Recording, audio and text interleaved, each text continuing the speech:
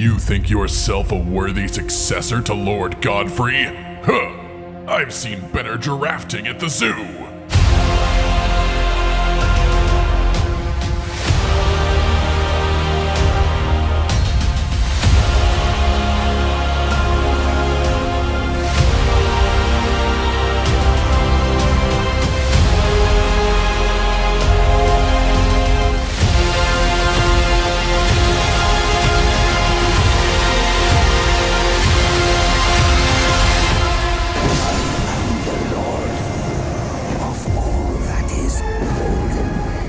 Lord of all that is dead is more like it. Ladies, gentlemen, and tarnished of all ages, Crucible Knights. We all know them, and the majority of us absolutely despise them. Or I should specify, despise combat against them. Because visually, mechanically, and lore-wise, they're absolute badasses. So what if you want to be one of them yourself? Can you do it? How close can you get, and how good is it? Well, you definitely can do it. You can get pretty damn close, aside from the wing attack that I wish we had, and it is more than strong enough to kill just about anything in the entire game, even if not ridiculous levels of power, which is fine, because this is a build about embodying a theme, a personality, and if you wanted to just ridiculously hard focus on one aspect of that theme to make that one part incredibly strong, you could, but sometimes what is stronger than a single one-shot attack weapon is a full and balanced toolkit prepared with options for any situation. Also, being a Crucible Knight is just fun, okay? The main way that we make this happen is by mixing the gear from two different Crucible Knight enemies in the game, Ordovis and Siluria, or as you may remember them from the armor in your inventory, Crucible Axe and Crucible Tree. Using the Greatsword of Ordovis for close range combat and the weapon skill for AoE situations, the Great Spear of Siluria for long range combat with its frickin' laser beam weapon skill, all three Crucible incantations, Tail, which fires out a tail around you up to 2 times, Horns, which charges forward with your shoulder, knocking smaller enemies into the sky, and Breath, where you gain a throat sack filled with fire and slowly spew it in front of you like a fire frog or something. That exists, right? Well, the real fun of this coming together to make a build is actually especially fun for lore reasons, and almost feels like an intentional cheeky move by FromSoft. Every single part of this, both weapon skills and also all 3 Crucible Knight incantations, are all charged skills and charged spells, and thus all benefit from the Godfrey icon talisman boosting charged spells and charged skills. Crucible Knights were the knights of Godfrey himself before the whole tarnished thing happened, and so the fact that the literal Godfrey talisman could not better fit into this build. It makes my brain really happy. Whether they did it intentionally or not, whether it was a purely gameplay decision for balance or also a lore one, it makes me happy. As well, if you are leveled high enough to have the spare endurance, you can also use the Crucible Horn Shield. It doesn't really do anything special, but it also fits the Crucible Knight theme that we have going on. I'm only not wearing it myself because the endurance cost of the armor and the 2 weapons is quite expensive as it is, but know that it exists and of course that it fits in. Aside from all of the obvious Crucible stuff, I've also included Blessing of the Erdtree, which gives you 12 health per second for 90 seconds after casting. Given what the Crucible Knights are, I decided that the Erdtree incantations fit this theme as well, and as such decided to allow myself this one as a half thematic, half slot filling goodness. On top of that, slightly less thematic, but it would be silly not to include them in a build based partially around faith. Of course, it is Golden Vow to increase your damage by 15% and decrease damage taken by 10% for 80 seconds. And then also Flame Grant Me Strength to increase your physical and fire damage by 20% for 30 seconds, which neatly actually affects the majority of our toolkit, as well we obviously don't do fire damage except for the breath itself. A surprising number of Crucible Knight things are physical damage, including apparently the Holy Laser from the spear, which implies that it too has a very large physical component to it too.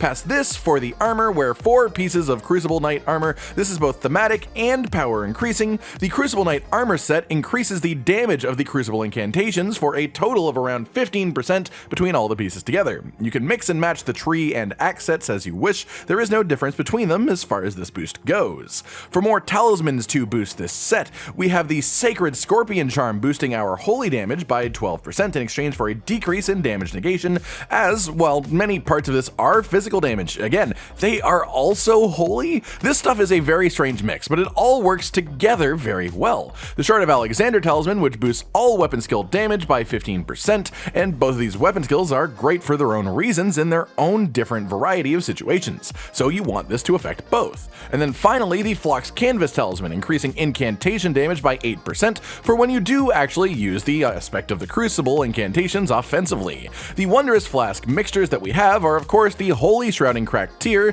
to improve our holy damage further, and the other is a free slot, fully up to you depending on the encounter at hand. And then finally, of course, the seal that we are using to cast our incantations is the Claw Mark seal, as we will be investing quite heavily in both strength and faith, which is specifically what this was made for. Oh, and beast incantations, I guess, but this isn't about you, Garank.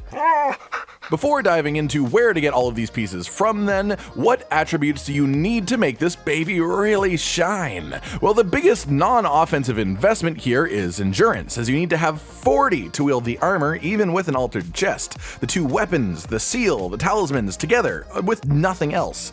I suggest an absolute minimum of 40 vigor as well. Usually you want a lot more, but the armor is heavy, which helps us shave off a few vigor there, and then strength and faith up relatively equally, with a bit more leaning towards the faith side. The other stats you just don't need to upgrade. So where do you get all the pieces to become a Crucible Knight yourself? Well, let's start with the most important parts. The Ordovis Greatsword along with the Crucible Axe armor set comes from the boss encounter in the Oriza Hero's Grave outside the northern walls of Landell. The Siluria's Tree Spear comes from the boss located in the Deeproot Depths just up a slipstream, and the Crucible Tree armor set is in the chest located right behind them.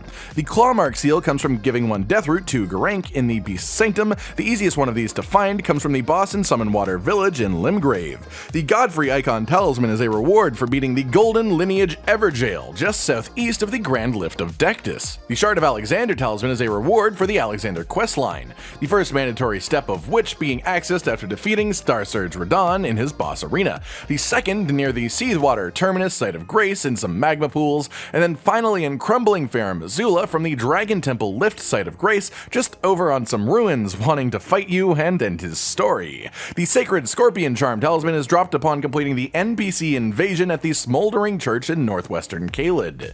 The Phlox Canvas Talisman you get after completing the Millicent questline one way or another. Once it is done, go to Gowry's shack and mercilessly murder him. Though he's probably just a prawn in a human suit anyway, so I probably wouldn't feel bad about him. And then the Holy Shrouding Cracked Tier Flask Mixture is dropped by the boss at the Minor Erd Tree in eastern Liurnia. Onto the incantations then. Golden Vow is found on a corpse in the Corpse Stench Shack on the east side of Mount Gelmir. Flame Grant Me Strength is behind Fort Gale in Caelid between a couple of fire wagon enemies. Aspect of the Crucible Tail comes from the Crucible Knight in the Everjail on Stormhill. Aspect of the Crucible Horn comes from the Crucible Knight patrolling the lower west side of Stormvale Castle. Get to them from the Rampart Tower side of Grace by walking out towards the birds and then taking a left and jumping off of the overhang very carefully. At the bottom of this dropping puzzle, go forwards and you'll find this enemy. Aspect of the Crucible Breath comes from a bit of an obscure place. In order to get it, once you have defeated the big boss of Volcano Manor, you have to remove an NPC from your game. Return to the boss room after to see Tanith on the floor. If you attack her, which counts as killing her, your Crucible Knight bodyguard will spawn in to fight you. If you defeat him, then this incantation will drop into your inventory. Finally, Blessing of the Erd Tree is simply found along the main story path of the game, in the Queen's Bedchamber site of Grace once you reach it. And that just about covers everything that you need to know to become a Crucible Knight yourself. Is it worth it? In my opinion, yeah, absolutely. But it depends on how much you like the concept of just, well, being a Crucible Knight. If you do, you will love this. I've been Cotton Dinosaur, and this has been a way to secretly infiltrate a high-tier organization of Bronzed Knights. I hope you enjoyed this, and I hope that you are inspired to mess around with at least some of this yourselves. Like if you like the video, subscribe and hit the notification bell for more, and most importantly, ladies and gentlemen, until next time, stay sweet.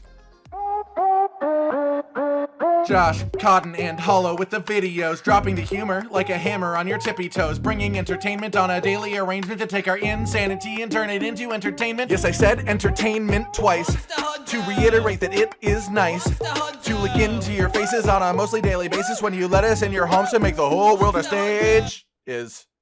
Goodbye.